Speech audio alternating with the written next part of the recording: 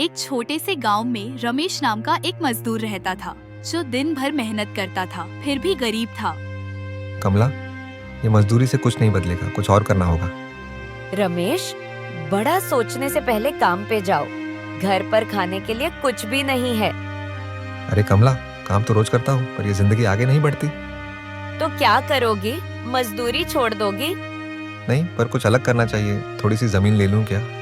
जमीन? पैसे कहाँ से आएंगे? रमेश ने सिर पकड़ा और सोच में डूब गया। फिर काम पर जाने लगा। ठीक है, आज काम पर जाता हूँ, शायद कोई रास्ता मिले। रमेश काम के लिए निकला, जहाँ उसका पुराना दोस्त गोपाल मिला। रमेश कैसा है? आज भी उदास लग रहा है। गोपाल, क्या बताऊँ, मजदूरी से घर चलाने में मुश्किल हो रही है। तो क्या सोचा है? कुछ नया करने का इरादा है? हाँ, थोड़ी जमीन लेना चाहता हूँ, पर पैसे नहीं है। जमीन लेगा? ये तो अच्छा बात है। एक बार सेठ लखन से बात करके देख, वह उधार देता है। उधार? उसके सूद से तो मैं दब जाऊंगा। फिर पटेल जी से बात कर, उसके पास बहुत सारी जमीन है, वो शायद तुझे मदद करें। हाँ, ये सोच अच्छी है, चल साथ चलेगा। हाँ रमेश, चल पटेल जी के पास चलते हैं। रमेश और गोपाल सरपंच पटेल जी के घर गए, जहाँ वह अपने बरामदे में बैठे थे। रमेश, गोपाल, क्या बात है? इतनी सुबह क्यों आना हुआ? पटेल जी, मैं मजदूरी से थक गया हूँ। हर रोज सिर्फ 2 वक्त की रोटी के लिए जीना अब और नहीं होता। मैं अपने परिवार के लिए कुछ करना चाहता हूँ। आपके पास थोड़ी सी जमीन मांगने आया हूँ। जमीन? तुम्हारे पास पैसे हैं जमीन खरीदने के लिए? नहीं पटेल जी, लेकिन मैं अपनी जान लगा दूंगा। रात दिन मेहनत करूंगा, एक एक पैसा जोड़ूंगा, पर आपका उधार चुका कर रहूंगा। मेहनत? कैसे यकीन करूं कि तुम सच में कर पाओगे? मुझे एक मौका दो पटेल जी। मैं सिर्फ सपने नहीं देख रहा, अपनी काबिलियत से लिख रहा हूँ अपना भविष्य। आप बस एक बार मुझ पर विश्वास करके तो देखो। पटेल जी, रमेश सच्चा आदमी है। ये सिर्फ बातें नहीं करता, आप अपने बातों पर हमेशा पक्के रहते हैं। इस पर भरोसा करो, यह आपको कभी निराश नहीं करेगा। ठीक है, मेरी पुरानी जमीन है, गोपाल साथ है इसलिए दे रहा हूं, पर हिस्सा देना मत भूलना। हाँ पटेल जी, मैं जरूर हिस्सा दूंगा। आपका बहुत शुक्रिया, आपने मुझ पर विश्वास किया, ये मैं कभी नहीं भूलूंगा। रमेश के चेहरे पर एक अजीब सी रोशनी थी। दिल हल्का लग रहा था, जैसे सालों की थकान एक पल में मिट गई हो। वह तेजी से घर की तरफ चला।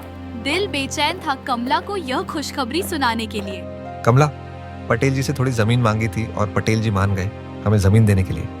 सच में? इतनी जल्दी मान गए? यह तो बहुत बड़ी बात है रमेश, पर काम तो आसान नहीं होगा। हाँ कमला, पर यह मौका दोबारा नहीं मिलेगा। कल सुबह से काम शुरू करना होगा। हाँ रमेश, मैं तुम्हारे साथ हूँ।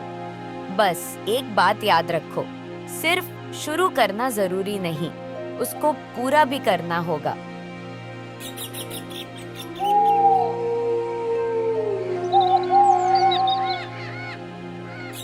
अगले दिन सुबह की पहली किरण के साथ रमेश और कमला जमीन पर पहुंचे और काम में जुट गए।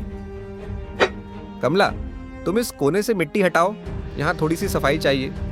मैं वहाँ जाकर जमीन खोदना शुरू करता हूँ। हमें इसे जल्दी से बीज के लिए तैयार करना है। ठीक है जी, मैं यहीं से मिट्टी हटाता हूँ। हम दोनों के हाथों से ये जमीन एक दिन खूबसूरत बन जाएगी। बस थोड़ी सी मेहनत और ऊपर वाले पर भरोसा रखना होगा। 2 दिन के बाद गांव की शांति वहां से निकली और उन्हें काम करते देखा। वह रुककर बात करने लगी। रमेश बेटा, ये तुम क्या करने की तैयारी में लगे हो बेटा? ये जमीन तो बिल्कुल पत्थरीली और सूखी पड़ी लगती है, इससे क्या करोगे बेटा? शांति आंटी जी, आपकी बात बिल्कुल सच है।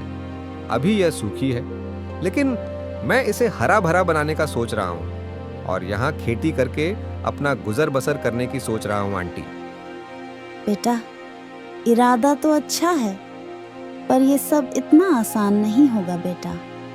पानी कहाँ से लाओगे? बिना पानी के तो ये सूखी मिट्टी का ढेर ही रहेगा। आंटी जी, मैंने सोचा है तालाब से पानी लाऊंगा।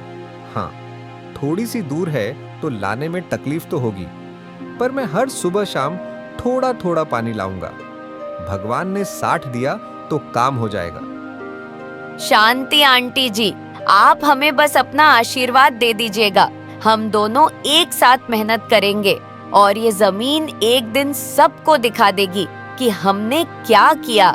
तुम दोनों का जोश देखकर दिल को सुकून मिलता है। ठीक है बेटा, मैं चलती हूँ। मेहनत करो, दिल से करो, और ऊपर वाला जरूर मदद करेगा।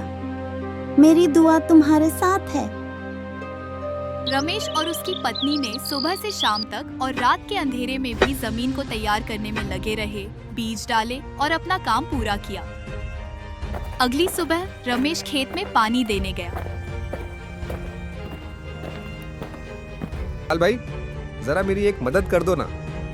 खेत में थोड़ा पानी चाहिए, साथ में चलोगे तो थोड़ा जल्दी हो जाएगा। रमेश भाई, तू काम कर रहा है तो मैं क्यों पीछे रहूं? मैं बाल्टियां उठाता हूं, चल साथ में चलते हैं। एक महीने बाद बारिश ने साथ दिया और जमीन पर छोटी छोटी कलियां फूट पड़ी। हरियाली देखकर सब लोग हैरान थे। कमला, ये देखो, ये छोटी फसल हमारी मेहनत की पहली निशानी है। लगता है सपना सच होने लगा। हाँ जी, ये सब तुम्हारी वजह से हुआ है। तुमने दिल से काम किया और आज ये जमीन हमें शुक्रिया कह रही है। ये तो ऊपर वाले की कृपा है। रमेश भैया, गांव वाले बोल रहे हैं कि तूने जादू कर दिया। ये फसल देखकर तो लगता है तू सच में अलग है।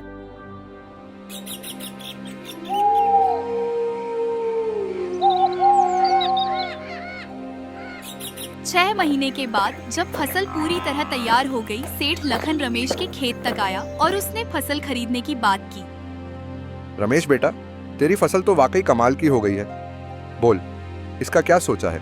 कितने में बेचना चाहता है? सेठ जी, आप बड़े आदमी हैं, बाजार की समझ रखते हैं। मैं तो बस यही चाहता हूँ कि मेरी फसल की अच्छी कीमत मिले, उसका थोड़ा सा अच्छा मोल मिल जाए तो बेच दूंगा।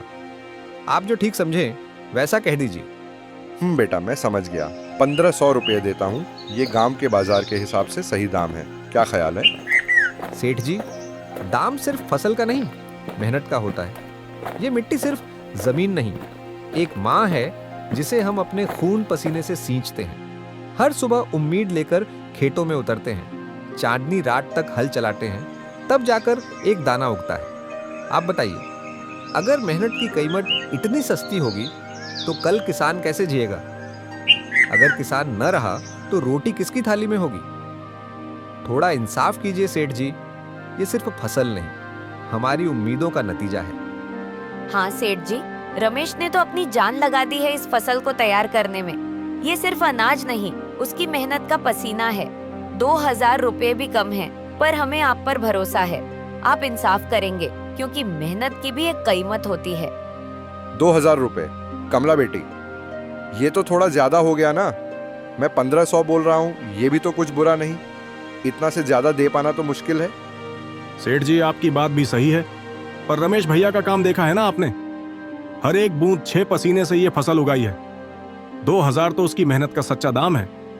सेठ जी, मैं आपका सम्मान करता हूँ। आप जो बोलेंगे मैं सुनूंगा, पर यह फसल मेरी मेहनत का हिस्सा है। आप थोड़ा दिल से सोचिए, हमें भी जीने का हक है। अच्छा बेटा, तुम सबकी बातें ठीक हैं। चलो 1800 रुपये देता हूँ। ये मेरी तरफ से आखिरी दाम है। मंजूर है? सेठ जी, 1800 रुपये ठीक है। आपने हमारी सुनी, ये भी बड़ी बात है। ठीक है सेठ जी, शुक्रिया आपका। रमेश और उसकी पत्नी 1800 रुपये लेकर घर आए। उसके चेहरे पर सुकून था और आंखों में नए सपने। कमला, ये पैसे हमारे लिए एक नई शुरुआत है। घर की छत ठीक करेंगे, थोड़ी सी जमीन और बनाएंगे। अब तो लगता है रास्ता खुल गया। हाँ रमेश, ये पैसे हमारी मेहनत का इनाम है, पर थोड़ी सी अक्ल भी रखनी है। कुछ बचा के रखो, वक्त कब पलट जाए किसे पता। पटेल जी, ये 200 रुपये आपके हैं। मैंने कहा था ना, जमीन से जो मिलेगा उसमें से आपको पहले दूंगा। ये मेरा वादा था और मैंने निभाया। रमेश बेटा, तू दिल का सच्चा है। आजकल वादा निभाने वाले कम मिलते हैं। तेरी मेहनत और ईमान ने मुझे भी सीख दी है। रमेश बेटा, मैंने बोला था ना, दिल से काम करोगे तो ऊपर वाले साथ जरूर देते हैं। आज तू अपना परिवार को अच्छी जिंदगी दे सकता है। शांति आंटी जी, ये सब आपके आशीर्वाद और कमला के साथ से हुआ। मैं तो बस अपने हाथों से कुछ बनाना चाहता था। बाकी ऊपर वाले की कृपा है। रमेश ने पटेल जी को उनका वादा पूरा किया और हिस्सा दिया। गांव में लोग उसकी बात करने लगे, उसकी ईमानदारी की मिसाल देने लगे।